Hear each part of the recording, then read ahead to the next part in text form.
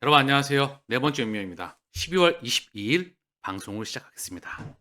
저는 지금 구간을 어둠의 구간, 의도적인 어둠의 구간을 통과하고 있다고 확신하고 있습니다. 이 구간 이후에는 우리가 그렇게 기대했던 시즌이 열립니다. 이거를 확신하는 극소수의 투자자만이 여기에 합류할 수가 있겠죠.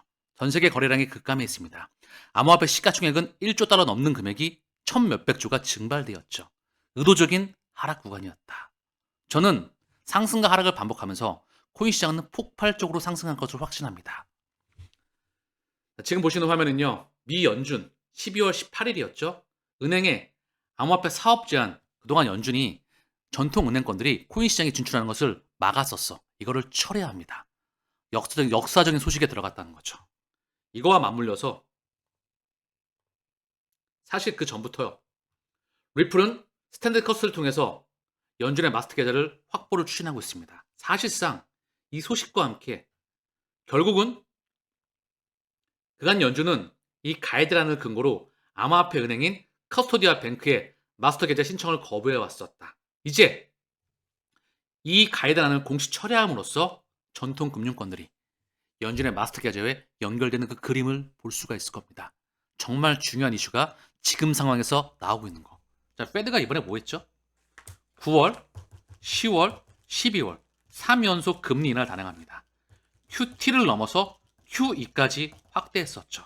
그러면 누가 뭐라고 해도 유동성을 확대하는 액션을 벌이고 있는 거예요. 10월 FOMC 기자회견에서 12월 FOMC 기자회견에서 우리는 12월 달에 금리를 인하하지 않을 수 있어. 근데 금리 인하했죠? 자, 12월 달에는 2026년도, 2027년도 금리 인하를 한 번씩밖에 못할 거야. 저는 이거를 뻥카로 보고 있습니다. 왜? 시장의 유동성을 들이부을 수밖에 없기 때문에. 연준이 직접 했던 액션은 뭐다? 시장을 부스팅하기로 결정지었습니다.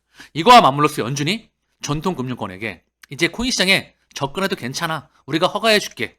이제 막았던 거 이제 풀어줄게. 그리고 우리 마스터 계좌에 직접 연결되게 될 거야. 이게 핵심이라는 거. 자, 그러면 이미 리플은 연준의 마스터 계좌를 신청했었습니다. 은행 지금 라이센스를 획득했죠. 조건부로. 지금 획득한 거는 커스터디, 보관과 신탁만 허가받은 거예요. 아직 예대 마진은 허가받지 못했습니다. 조건부로 승인을 받고 이 과정에서 페드의 계좌에 직접적으로 연결되게 된다. 자, 그럼 마스터 계좌를 이제 이해해야 되겠죠? 어떤 의미를 가지고 있는지. 연준의 마스터 계좌는 페드, 산하 12개 지역 연은의 예금 취급 기관 등 특정 금융기관에 개선할 수 있는 중앙은행 당좌 계좌이다. 이를 통해서 주요 특징 및 기능은 직접 결제 및 청산이 가능하다.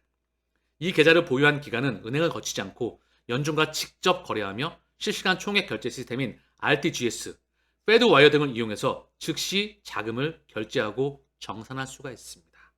실시간 결제망에 연결된다는 것이지요. 사실상 이 그림이 완성되는 거예요. 자, 보시면 중국 중심의 실시간 결제망인 CIPS, 대한민국도 실시간 결제망이 연결될 겁니다. 100%. 이미 ISO 2002가 전 세계적으로 구동이 되고 있죠. 금융의 새로운 국제 표준이에요. ISO 20022. 이거는 겉으로 보기에 명분상으로 외환, 카드, 무역, 그리고 증권 이런 것들을 5가지를 명분으로 해서 전 세계 국제 거래의 표준을 만들었던 건데 사실상 ISO 2002는 새로운 금융의 국제 거래 표준이다. 즉 코인이 이동해 나가는 국제 결제망을 만들었던 겁니다. 그 중심에 있는 게 중국 중심의 CIPS, 중국의 실시간 결제망, 러시아 중심의 SFMS, 인도 중심의 SFMS, 러시아 중심의 SPFS 정정하겠습니다. 그리고 이게 브릭스 공동통화 연결되게 될 거예요. 이게 다시 한번 그 깊숙이 들어가다 보면 페드나우와 페드와이어, 스위프트와 연결되게 된다. 그리고 이게 아시아개발은행, IMF, 국제결제은행, 월드뱅크 여기에 한 번 더 나아가서 결국 리플과 스텔라로 연결되는 확장판에 있는 겁니다. 그렇기 때문에 ISO 2002 관리자 그룹에 리플렛과 스위프트가 공존하고 있다. 이 리플렛의 브릿지와 송금을 담당하는 게 XRP다. 제가 어제 방송에서 강조했었죠. 전세계 컴퓨팅, 즉 분산원증의 원본은 데이비 슈왈츠 1980년도, 90년도에 완성되었다는 거. 그게 지금 전세계 블록체인에 도입되고 있는 겁니다. 그 의미를 진정으로 알 수 있어야 된다. 사실상 스탠드 커스터디 이거의 모회사가 폴리사인입니다. 폴리사인의 창업자가 바로 아서 브리또이죠. 아서 브리또의 트위터의 움직임이 올해 들어서 12년 만에 처음으로 움직임이 포착되었어요. 상당히 중요한 의미를 가지고 있다. 지금 상황과 맞물려서 우리는 충분히 유추해 볼 수가 있는 겁니다. 그리고 2026년 초에 맥쿼리에서 호주의 거대 운용사입니다. 미국의 암호화폐 규제 체계가 완성이 된다. 그 첫 번째는 지니어스 법안, 그리고 클래리티 법안이 지금 1월 1분기 요 기준점으로 우리에게 의미 있게 다가올 것이다. 이 클래리티 법안은요, 미국 암호화폐 시장 구조 법안, 이거는 1933년 증거법, 이 등록법을 면제 요건을 담고 있다. 즉 쉽게 말씀을 드리면 코인은 증권이 아니라 상품이야. 이 상품에 대한 규격법을 만들어 놓는 거죠. 완성해 놓고 이게 완성되게 되면 이제 기관들이 대규모로 자금을 쏠 수 있는 기반이 마련되는 것이죠. 그래서 그레이스케일이 보고서를 발행을 해서 직접 이런 말을 해주고 있습니다. 2020년도 암호화폐 10대 투자 트렌드 핵심을 뽑아보면 달러가 약세로 전환돼야 돼요. 달러 가치가 희석 리스크가 확대가 된다. 달러가 점진적으로 약세가 돼야 돼. 페드가 그렇게 만들고 있다. 그 다음 규제 명확화에 따른 디지털 자산 채택이 확대가 된다.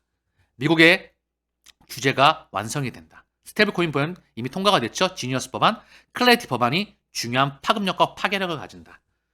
자산 토큰화 전환점에 도달하게 된다. 블록체인 대중화에 따른 프라이빗 솔루션 수요가 증가하게 된다. 이거의 대장이 지켓입니다. 영지식 증명. 투명과 방패. 모든 블록체인에 이게 입혀지게 될 거예요. 사실상 지금은 온체인. 지금 누군지는 알 수 없지만 지갑이 어디에서 어디로 이동했다. 누군지 충분히 유추할 수도 있겠죠. 고래의 지갑이 어디에서 이동했다. 웨이알랏. 고래의 자금이 이동한다. 이걸 보는 게 말이 안 되는 겁니다. 여기에다가 투명과 방패, 영지식 증명을 덧붙인다. 그리고 그들만이 볼 수 있게 되겠죠. 누구는 투명하게 보고 누구는 방패 볼 수가 없게 되는 겁니다. 저는 개인적으로 아직까지 지게시를 하나도 매도하지 않았다는 거. 왜? 이번 상승을 폭발적인 상승 시즌을 확신하기 때문이죠.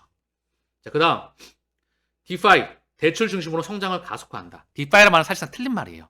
지금의 금융 시스템을 블록체인으로 소프트웨어로 바꾼다는 거죠. 사실상 저는 디파이, 디센트럴 파이낸셜이 아니라 퍼펙트 센트럴라이즈 파이낸셜을 보고 있어요. 완벽한 중앙화의 금융입니다. 자, 그리고 스테이킹 기본 투자 전략으로 정착하게 된다. 스테이킹. 자, 검증자 참여하게 되는 건데 사실상 은행 이자와 같이 안전 마진으로 수요를 확보하게 된다. 자, 기간은 다시 한번 안전 마진을 되게 좋아해요. 은행 이자보다 높고요. 그리고 미국채보다 높고 스테이킹 통해서 이더리움의 스테이킹을 통해서 코인의 스테이킹을 통해서 안전 마진을 확보하게 된다는 거죠. 누가? 월가의 자본이. 그리고 SEC 의장이 대부분의 코인은 증권이 아니야. 발표했었죠. 그리고 이제 법안으로 대부분의 코인은 증권이 아닌 상품이야. 그 법안이 만들어지게 되는 겁니다. 그러면 과연 주식으로만 갔던 유동성이 코인 시장으로 가게 되면 어떤 파급을 보이게 될까요? 이 그림을 그려나갈 수 있어야 된다. 상승과 하락을 반복하게 되면서 결국 파동으로 나아가는 그 기준점에 있다는 거죠. 창펑자오가 비트코인 국가기관 포트폴리오 편입하게 된다. 글로벌 준비자산으로 도약한다. 이미 7월 24일이었죠. 블랙록 각국 중앙은행 대체자산으로서 비트코인을 고려하고 있다는 소식이었습니다. 그러면 저는 대체자산을 넘어서 글로벌 준비자산 그리고 외환 보유고에 맞먹는 걸로 보고 있습니다.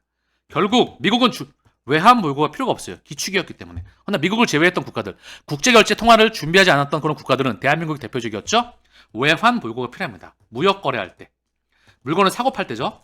우리는 수입을 대규모로 많이 해서 부가가치를 늘려가지고 수출하는 국가입니다. 그렇죠? 그 다음 단기 차입금. 우리는 달러, 유로, 엔, 파운드 위안화를 빌려와야 돼. 그리고 우리나라에 투자했던 주식 채권과 장기 자본 조달 시장에 투자했던 외국인 자본들이 빠져나갈 때 돈을 돌려줘야 돼.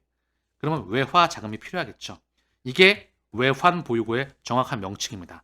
첫 번째가 미국 국채, 두 번째가 달러, 유로, 엔, 파운드 위안화. 이걸 IMF에서 결정하게 됩니다. 세 번째가 금이죠. 네 번째가 IMF 통화 인출권이죠. 이 금자리에 BTC는 이미 들어가고 있고요. 여기에 추가적으로 확대하게 된다. 앞으로를 그릴 수 있어야 된다. 모든 투자는 현재에 투자하는 게 아니고 미래에 투자합니다. 지금 안 좋은데 앞으로 좋아지느냐, 또는 지금 좋은데 더 좋아지느냐. 일반적으로 개인들은 가장 좋아 보일 때 들어와서 결국 포기하다 떨어져 나가죠. 근데 이거 더 좋은 대상들은 물량을 소화하고 간다는 거. 이 그림을 그릴 수 있어야 되는 거. 저는 지금 동인특이, 해가 뜨기 전 구간, 의도적인 구간으로 보고 있습니다. 결국 폭발할 수밖에 없기 때문에. 그 시즌이 도래할 수밖에 없기 때문에. 즉 원리와 기본을 아는 사람만이 결국 이 마라톤을 완주할 수가 있습니다. 이 그림이 완성되어 갑니다. 페드나우가 모습을 드러내면서 연준의 마스터계제에 암호화폐 기업들이 연결되게 됩니다. 전통금융과 핀테크 기업들이 통폐합되고 월가 에너지가 블록체인망으로 이동해 나가는 그 그림을 그려야 되겠죠. 그렇기 위해서는 이 확장판을 또한 알아야 됩니다. 원리를 알아야 되기 때문에 이 폭발적으로 커지는 성장, 1000배 이상 토코나 시장이 새롭게 성장하게 됩니다. 이 마라톤을 완주할 수 있기 위해서는 공부가 필요하겠죠. 확장할 필요가 있습니다.